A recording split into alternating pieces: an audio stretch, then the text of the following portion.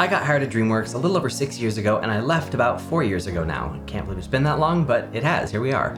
And while I wasn't there for that long, and that was my first ever industry job, I learned a lot. I learned a ton about animation and about, a ton of normal things that I expected to learn, but there's also a bunch of stuff that came with it, a bunch of understanding about the animation industry itself, how things work, and I don't know, just a bunch of stuff that I kind of want to pull back the curtain on today and share with you.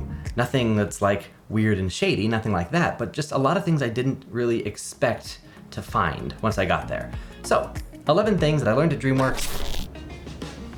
I have a secret message at the end of this video. Stick around to find out what it is. And in case you're new here, hi, I'm Sir Wade. I'm an animator and we do a bunch of cool stuff on this channel. So if you enjoyed this video and want to see more like it, don't forget to hit subscribe down below. With that, let's get into the video. I'm gonna start with the kind of animation industry focused things and then get a little bit more specific from there. So as far as the animation industry goes, as a student, I remember thinking that it was this kind of impenetrable bubble, this thing that you had to break through. It just sounded so mysterious and hard to get into. It was really vague in its requirements of you. But I realized that there's really not that much to it. It's an industry like any other. Every, field has an industry surrounding it, and you just have to get a job somewhere in that field to be in the industry. It's really not that complicated. I think the big thing is that everyone always thinks of the industry as the three main studios. It's Disney, DreamWorks, and Pixar, and sometimes if you are a little more expanded, it's Weta and ILM, and there are many studios, there are tons of opportunities, and there are tons of jobs besides just the one that you think you want. Not that you don't want that one, but I got in at training. I was a trainer at DreamWorks. I didn't get into animation first try. I didn't even get into an internship when I first applied to internships. I got hired into the training department, which I didn't know existed. I have an entire video on other jobs in the industry you may not know about, but the point is, there are a lot of openings and there are a lot of opportunities to get your feet wet and to try things, and at least to kind of get a feel for what you want to do and where you want to work, because you might be surprised to find it's not the place you thought. A lot of people get fixated on just movies or just games, and there's commercials and there's freelance and there's all kinds of other opportunities all around. And sometimes those other opportunities are stepping stones, and other times they become the thing that you find you actually enjoy more. So be open to those possibilities and don't get stuck on just that one door that doesn't seem to be opening for you. Which leads into number 2, that often working at a certain studio isn't the end-all be-all dream job that you thought it was. Not that it's bad or that it's not all you hoped it could be, but I remember how everybody in my classes going to Animation Mentor together. Animation Mentor is the online animation school that I went to, so hey, if you go check it out, tell them I sent you. But I remember all my classmates, all of our goals, we were Disney, DreamWorks, and Pixar. Those were the big main ones. A couple people said Sony, a couple people said Blue Sky, which, that's a thing. Or, Blizzard, other big game studios that everyone's heard of, things like that. And the trick with that is, if you set all of your goals and all of your dreams on one studio, what happens if you get there? That's it? That's all you had planned? Not that you need to have this whole plan, but a lot of people really, like me, perfect example. I thought, getting to a big studio, that's when I'll know I've made it. And I got hired at DreamWorks when I was 21, which is not a normal thing. I got there really, really early, but I realized once I got there, it's a job, and it's a good job, but it's a job. And I need to have more dreams and goals beyond just working at a specific place. And that's why you'll see a lot of people in the industry swap studios. They'll work at Disney for a bit, then they'll go work at Pixar, and they'll work at DreamWorks, and they'll work on... It's not about where you work, or necessarily even what project you work on, but the people you work with, and the different opportunities you have to grow and learn new things. So don't get too hung up on the studios, because often you'll find people who work at smaller as a stepping stone to go to big, or they'll go work at big studios, but then end up going to work at smaller studios because they want to wear multiple hats. They want to try a bunch of different stuff, be a little bit more generalist in their abilities, or people will even start their own studio because they have a certain story they want to tell, or they'll switch to a different industry altogether because they want a new challenge. We're seeing more of that even with YouTube and people kind of saying, no studio, I'll just make independent content. And it's very varied, is what I'm trying to say. There are lots of different things you can do, so be open to all possibilities. Number 3 is something I never would have expected. I remember having lunch with an animator who was leaving the studio. He was gonna go work somewhere else because he was bored. And I was mind blown by that. What do you mean you're bored? You're an animator at DreamWorks. How? Well, I've been doing the same thing for a long time and it's fun, I enjoy it, love the people I work with. But it's kind of the same rhythm. There's different shots and different shows and different challenges along the way, but I want something new and fresh. And that just kind of blew my mind because I didn't realize before that moment that animation is a job that people work. When you're a student, I feel like there's a lot of schools, a lot of bad schools as well, that give you this really toxic notion of kind of the the hustle and grind culture that you have to live and breathe this thing, and you have to exist solely as an animator. That's your identity, that's all you can be. But I saw a lot of people working at the studio who were animators, but they had lives. I mean, everybody had a life outside of work, whether they were being creative with other hobbies, whether they weren't, family time, friends, whatever. I mean, social lives, I can't imagine what that's like, but it kind of blew my mind that animators could get jaded. They could get bored of their jobs and need a change, because as a student, it's that same thing. It's on a pedestal and you're like, oh, working at a studio. I mean, I don't want to harp on the same thing. You go there and you're paid to be there until a certain time, and then when you're done, you're done. You go home and you live your life, and you have to have a life. You can't just exist as this being that only thinks about animation. That's a really weird, toxic thing that I think a lot of us learned in school in some way or another, especially if you go to a really if you go to a college or university, especially where you're paying lots of money, going into debt, and they are just telling you that is what it's going to be. If you want to be in this industry, you have to work until you bleed and then you die at your desk because that's what it's like. No, that is toxic and horrible, and I have heard more and more stories recently of schools that are poisoning people's minds with this kind of crap. I have videos on this, by the way, coming up. I'm working on some stuff, so make sure you're subscribed if you want to hear the tea. But putting that to the side for a minute, animators get jaded, animators get bored of their jobs, they need a change. We're all people, and you need to be able to have a life.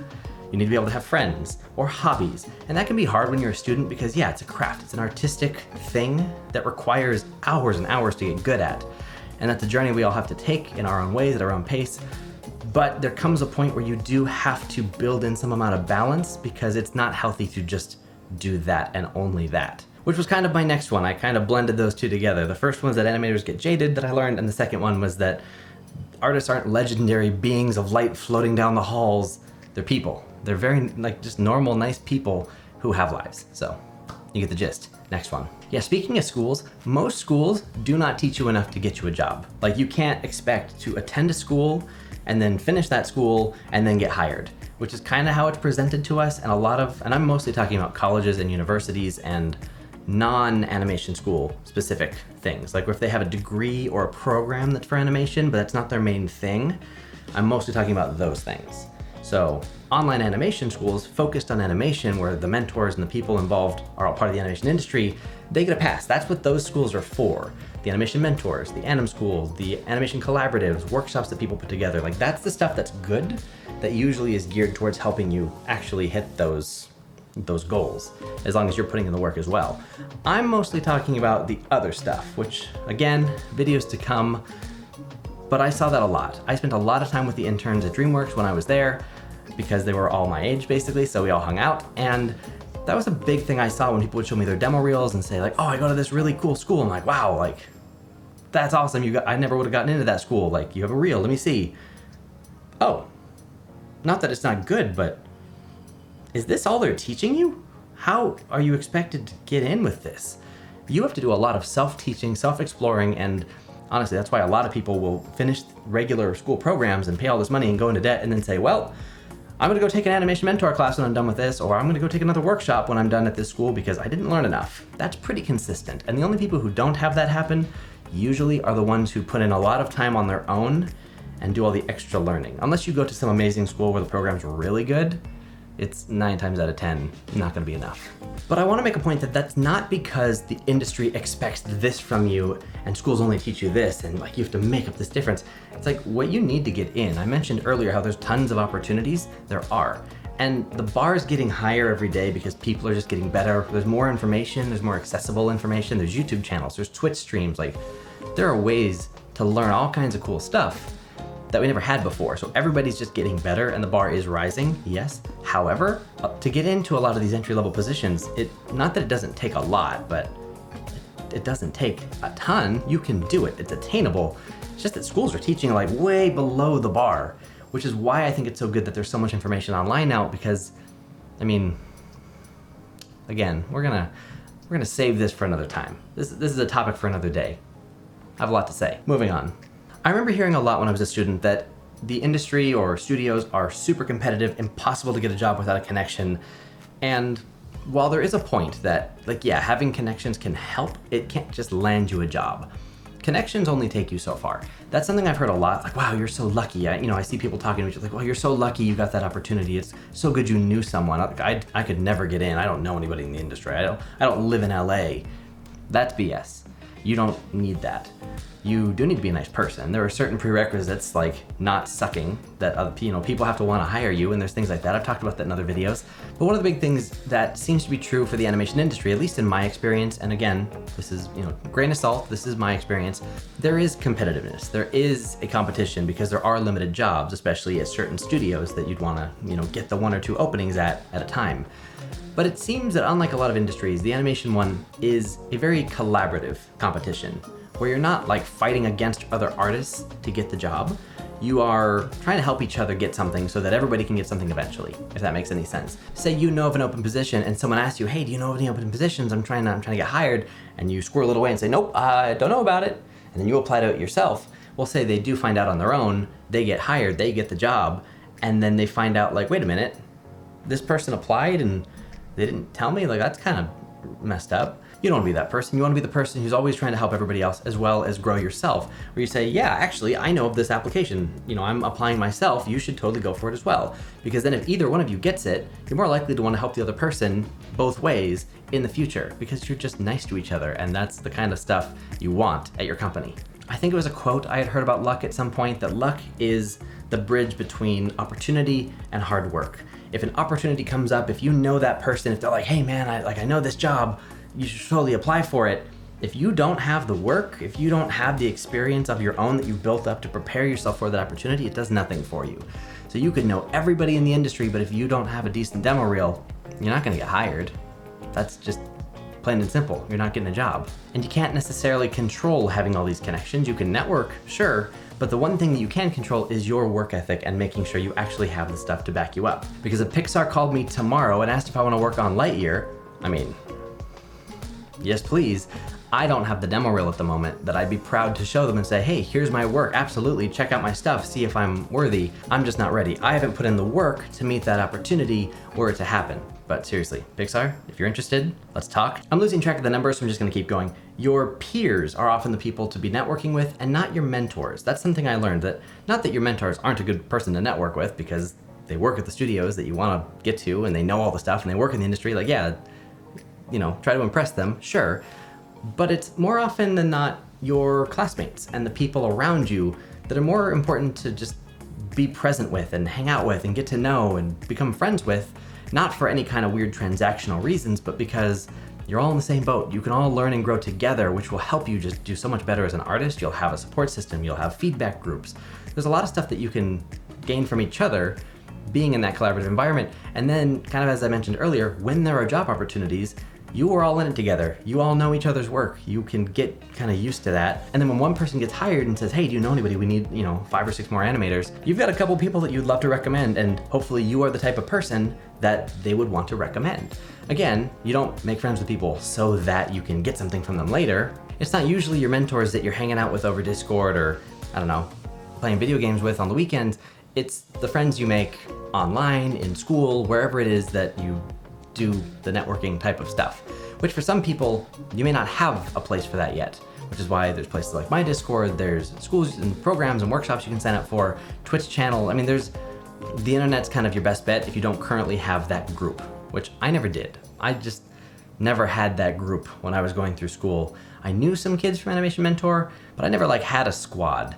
And I look back and realize that's something I wish I would have put a little bit more effort into doing, just because I never had that friend group of animators to, talk shop with. That's why I made the YouTube channel, so that I could make one for everybody else who, like me, didn't at the time. I outlined a lot of this video before work from home started, so I wrote down at the time, you do have to live there because it's kind of what you had to do. You wouldn't be hired remote, but that's not entirely true now, is it?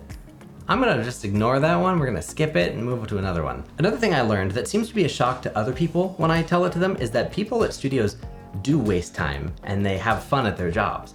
Not every studio has the best culture, not every studio has the same culture, but most good studios at least have a nice culture where you can take a break and you can go on a walk and you can get some water, go have a coffee meeting or something and just kind of chill for a little bit. Take a step away from the work, away from the computer, think, process, just kind of refocus your energy, and then get back to it when you're feeling up to it. You can have that balance at work of, doing good hard work and even being overworked and, maybe putting in too many hours and having a nice working experience. There is a way to have that balance, and many, if not most studios, at least that I've heard of, have that. Like, I was shocked when I was at DreamWorks how many parties we had. Like, there was always parties every week somewhere. Like, I'd be walking through campus taking a walk, because I would just take a walk, and about 4 p.m. I'd get a little sleepy, so I'd go and grab some water and just take a stroll around the campus because it was really pretty. And every single week I'd walk by some courtyard or something that had like cake or drinks or something going on, and people were just hanging out celebrating something, or I don't know, whatever people were doing. One party had just like a table of Jello shots, and I walked by and they're like, "Oh, so Wade, take a Jello shot back to your desk." And I was like, sure. That thing was strong. I was glad it was almost the end of the day because geez. But there was even a time that our department meetings, we had department meetings, I think maybe once a month, and a different person was always in charge of that meeting. Like one time I was in charge and I had to come up with an activity, kind of an agenda for what to discuss, except for what other people had to talk about, and a snack. I got a watermelon and I figured out how to infuse it with vodka, and we had a whole like spiked watermelon plate and fruit plate and stuff. It was really nice and fun, but yeah, people know how to unwind and you can have a good time while you work hard. We also had Fail Fridays. Someone in my department at the beginning of my time there, they would do Fail Fridays in the office where we would all go Friday mornings. It was Fail Fridays, everyone come on, and we go in there and we just watch like a fail compilation and just like laugh together as a department and just hang out. It was, I don't know, it was nice. I mean, one summer, a bunch of the interns in my department and I put together like a hand puppet show.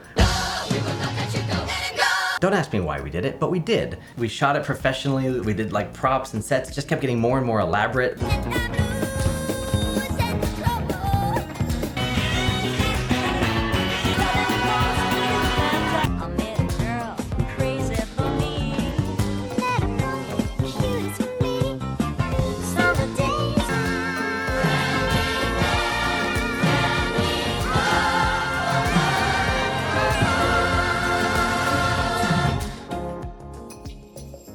It got crazy. Maybe at some point I'll post that on the internet. I've been meaning to, I just haven't gotten around to it. Anyways, you can have a good time at work, is what I'm trying to say. And speaking of interns, that was another thing. When I was, and in my department and helping kind of pick interns, I was involved with the selection process and reviewing resumes for a while and things like that. And man, there are a lot of bad resumes out there. I have a resume workshop. I'm thinking about redoing it, but the current state of it is linked below if you want to check it out. Tips on resumes and that kind of thing. I spent a lot of time going through resume stacks this big and realizing that this many of them were just trash. Not because they were bad and like, oh my gosh, my resume is gonna get thrown away. No, it was just like random resumes that people would just apply to every job. We'd have like, I'm trying to be an accountant and I've got 46 years of being an accountant. Like, I think people are just hitting apply all on LinkedIn and just submitting their resume to every open position or something. Because there were a lot that just didn't belong there. And then there were the rest of the resumes that maybe like half of them didn't, people weren't spelling DreamWorks wrong or something. Like, all you have to do is, have a little bit of attention to detail, spell things right, have some decent grammar, and then not bullshit your whole resume. Like, that's something I've gotten really good at, is being able to tell when somebody is actually being genuine and saying, hey, this is what I did. And you can do the thing where you boost what you say in the right way, where it's like, this was your job, but you say it like this to sound impressive because that's fair. And that, gets your stuff noticed. And then in the interview, you can explain like, oh, well, this is what I did. And they look at the two and they say, yeah, that fits, that makes sense. Versus trying to say, I don't know, I was vice president of this. Like, no, you weren't. Anyway, that's a different topic. But like, the thing about resumes that I wanted to share is just, I learned how much easier it was than I would have ever expected to get an internship based on the general competency of resume building. And I think it's also another thing with schools, is like a lot of schools give really bad advice, like make sure you follow this template and do it like this. Like, oh God, please don't. There's so much bad advice around resumes. Just quick tip, don't put a bunch of soft skills. Excellent communicator, highly effective, organized team player. Like, don't put that on your resume. Like, show that through your cover letter, show that in your interview, through the stuff you put in your resume. That should be able to be felt. You don't need to tell us, because that's not gonna really get you anywhere. For skills, you may as well just put your software. Like, what skills do you have? What things can you do? And don't rank them with like 3 out of 5. What does that mean? Photoshop, 3 out of 5. Premiere, 4 out of 6. Maya, 5 stars. What? What does it mean if you have 2 stars? Does that mean like you don't know how to use certain, like, there's no scale. Just write down the software that you're confident with, and don't put Microsoft Excel if you've never actually used Microsoft Excel. At least watch some tutorials so that if you get in an interview and says, tell us what you know about Excel. It's part of the Microsoft Office suite. No, we need you to use Excel. Actually be able to back up your resume. Anyways, bringing this full circle to the next thing that I learned, recruiters actually want you to get the job. That's just something that, I don't know, I never really thought about it. I had this idea that recruiters were kind of like, I don't know, goalies, trying to block as many as like weird things as possible and let in only the best things. And while that's kind of true as far as just like letting in like the best fit for the job, recruiters are not goalies trying to block stuff from getting in. God standing! They're sort of like, I mean, they're more like the Seeker in Harry Potter, trying to find the golden snitch and bring them in. They are actively searching and seeking out talent, trying to find great people to bring to the studio, invite them, say, no, we want you, get in here. Recruiters are great. Everybody I've ever met who has worked in a recruiting department has been just a gem of a human being. I love everybody I've ever met in recruiting at every studio that I've met anybody from. Recruiters are great. They genuinely want to help you, want you to get the job, and if they had more time, would probably love to give feedback to everybody. Now, I can't speak for everybody, and I'm not gonna sign them up for more work, so like don't go reaching out to recruiters all over LinkedIn and bugging them, because that's not gonna help. But just so you know, when you are applying places and you're getting, maybe you get a message from a recruiter, or maybe you don't because they're busy.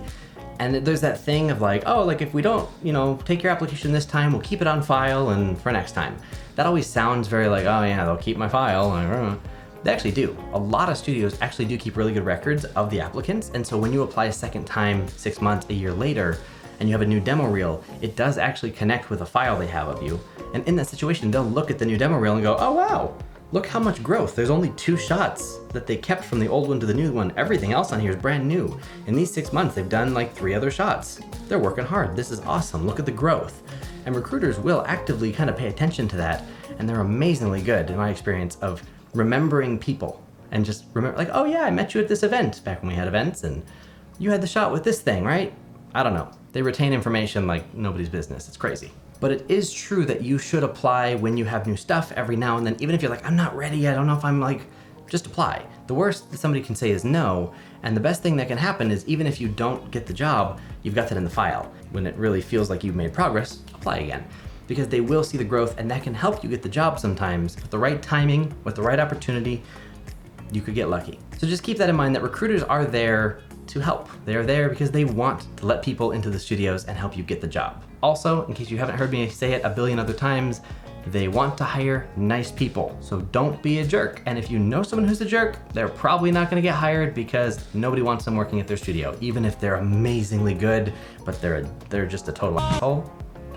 Nope. And if that jerk in your class does get hired somewhere, well, you know where not to apply. And now, what the? It's all right, I got rid of him. I got your back, don't worry about it. You don't need to know where he went. It's not important right now. What is important is the MSI Creator Awards. The MSI Creator Awards? What's that, you say? Well, I'll tell you, I'm so glad you asked. The MSI Creator Awards, something that guy's judging, it is something that you should absolutely participate in because you can win awesome prizes. But how do I participate, you might ask? Well, it's easy. All you have to do is make something in 3D. It could be an animation, could be a model, could be 3D concept art, it really doesn't matter. You can use any software you want, and the only real rule is it has to fall under their theme, tech meets aesthetic, and include their logo somewhere. The rules are actually super easy, there's a ton of great prizes, and you have until the end of May to submit something. You can win a desktop computer, an RTX 3080, a laptop. The prizes are great. Check the link below if you want to learn more. So make sure you participate, because who doesn't want to win great prizes? No. That's right. God, these people. I don't know how they get in here. I think they live in the attic. Anyways, hope you enjoyed this video. If you enjoyed these tips, make sure to hit this button. It helps a ton. And subscribe if you haven't already. And yeah, like he said, MSI Creator Awards, No. Yeah, participate.